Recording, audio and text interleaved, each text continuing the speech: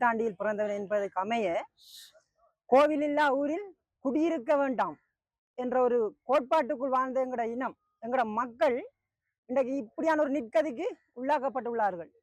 இந்த சித்தாண்டி சித்திரவேலாயுதன் இன்று சிறையில் இருக்கிறாரா இல்லை சிலை மட்டும்தான் இருக்கிறதா என்ற கேள்வி எங்களுக்குள் எழுந்துள்ளது. இதற்கு காரணம் இவ்வாறான நிர்வாகத்தின் சீர்கேடான நிலை. மிகவும் மனவேதனையான விடயம் இந்த கும்பாபிஷேகம். 12 வருடங்களுக்கு ஒரு முறை நடைபெற வேண்டிய இந்த செயற்பாடு இவர்களது இழிவுத்தன்மையான இவர்களது சீர்கேடான நிலையால் பின்தள்ளி கொண்டிருப்பது மிகவும் மனவேதனைக்குரிய காரணம். இதனை இங்கு இருப்பவர்கள் எல்லாரும் நூறாக பார்க்கக்கூடிய வகையில் இருக்கிறது.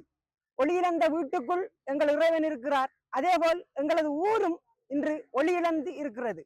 நோய் நொடி, பஞ்சம், பசி, செய்கின்ற விவசாயங்கள் வெற்றியளிக்காமை, கால்நடைகள் அழிவு, இவ்வாறான செயற்பாடுகளுக்கும் எங்களது ஆலயத்தின் நிலையே காரணம் என்று எங்களது மக்கள் இன்று வரை நம்புகிறார்கள்.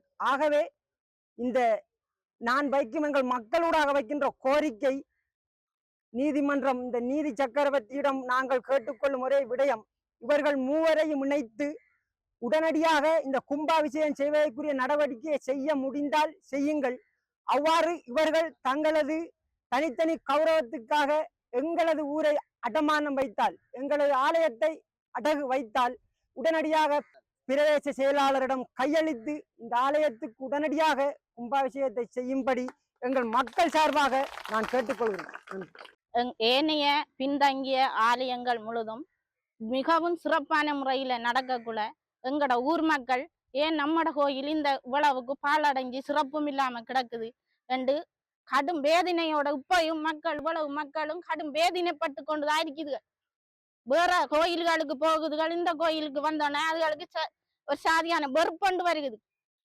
இந்த ஆலயத்தில ஒரு 10-15 பஸ் நின்று வேறொரு ஆலயத்துக்கு ஏற்றி செல்லும் போது ஏன் எங்கட ஆலயத்தில இவ்வளவு சிறப்பில்லை? அதுக்குரிய காரணம் என்ன? அதுக்கு இந்த தலைவர், செயலாளர், பொருளாளர் சொத்தா இது? ஊர் மக்களுடைய சொத்து, ஊர் மக்களால அங்கமங்கமாக இந்த சேர்த்தெடுக்கப்பட்ட சொத்து இது. இவங்கட சொத்தும் இல்லை, இவங்கட வீட்டு சாமானும் இல்லை. இவங்க 3 பேரும் இதுக்கு பதுங்கலுக்கான காரணம் கொள்ளையடித்தவனுகள். அந்த பதுங்கலை இந்த மக்கள் வெளிப்படையா எடுத்து காட்டணும். அதுக்குத்தான் நாங்க அந்த கவலையிப்பு போராட்டம் நடக்கின்றோம். ஆனால் இந்த முருகப்பெருமாண்ட அருளால் எங்கட போராட்டம் மிகவும் சிறக்க வேணும். நாங்க சாகலவும் முன்னாவிரதம் இருப்போம் என்ற கோரிக்கையில முருகனின் அருளாக வந்துக்கிறோம். டிஎஸ் இதுக்குரிய குறைய நிலையில தகுந்த நடவடிக்கை எடுக்காவிட்டால் நாங்க இவ்விடத்தை ஒருவரை சாகுறதுக்கு நாங்க துணிஞ்சிருக்கிறோம். அதுதான் எங்கட முக்கியமான போராட்டம். மேலதிக செய்திகளுக்காக எமது யூடியூப் தளத்தை சப்ஸ்கிரைப் செய்யுங்கள்.